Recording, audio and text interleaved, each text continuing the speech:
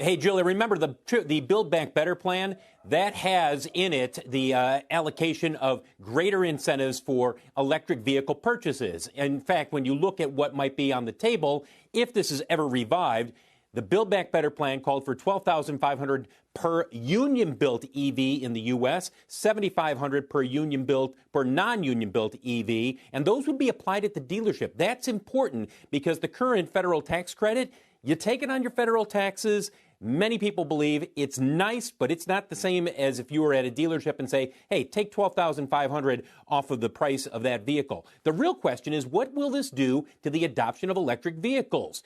It has been increased in terms of what analysts are expecting. Now, this is LMC Automotive. Most are generally in line with this forecast of EV sales topping 2 million by 2025. But remember, not all automakers right now are able to offer EV incentives. You can't do it with Tesla. You can't do it with General Motors. Both of them have already used their allocation under the current formula for federal tax credits, so you do not get to apply those there. State credits, local, that's different, but on the federal basis, they're not there. We asked Mark Royce, the president of General Motors, does the lack of an EV expansion or credit expansion, if Build Back Better, if it dies, this is what he said last week about how they're planning for it with or without the Build Back Better bill going through. That plan is very much not fully dependent on that, but it is an accelerant, and I think that's the way to look at it.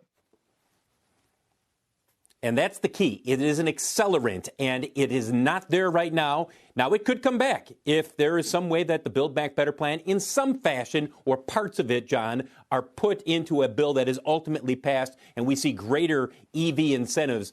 But right now, it's not there. And then the real question becomes, what do we expect for EV sales without those expanded incentives over the next couple of years?